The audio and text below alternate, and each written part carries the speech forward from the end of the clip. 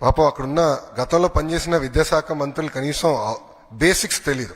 UDISE లో అంగన్వాడీకి వెళ్తున్న పిల్లలు ఉంటారు, ఎల్కేజీకి వెళ్తున్న పిల్లలు ఉంటారు, యూకేజీకి వెళ్తున్న పిల్లలు ఉంటారు. ఈ స్కీమ్ వాళ్ళకి వర్తించదు. నంబర్ 1. నంబర్ 2, గత ప్రభుత్వం జీఈఆర్ గ్రాస్ ఎన్రోల్మెంట్ రేషియో చూపించేదానికి 18 సంవత్సరాల కన్నా ఎక్కువ వయసు ఉన్నోళ్ళని తీసుకొచ్చి ఏకంగా ప్రభుత్వ పాఠశాలల్లో చదువుతున్నారని వాళ్ళని ఎన్రోల్ చేస్తాం జరిగింది. పక్క రాష్ట్రాల్లో చదువుతున్న పిల్లల్ని తీసుకొచ్చి ఆంధ్ర రాష్ట్రంలో చదువుతున్నారని చూపిస్తాం జరిగింది. విత్ ప్రూఫ్ నా దగ్గర ఉన్నాయన్ని.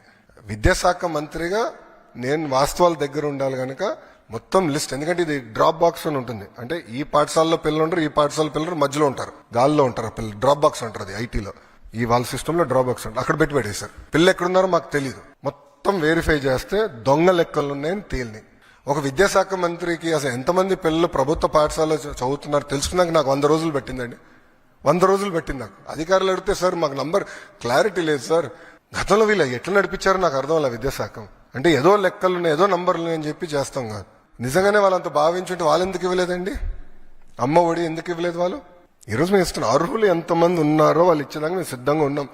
మొత్తం లిస్ట్ GSWS ముందర పెడతాను, బయట పెడతాను. ఎవరన్నా రాలేదనుకుంటే మన మిత్రకెళ్ళి ఎందుకు రాలేదో తెలుసుకోవచ్చు, కరెక్ట్ చేసిన మార్గం కూడా ఇస్తున్నాం.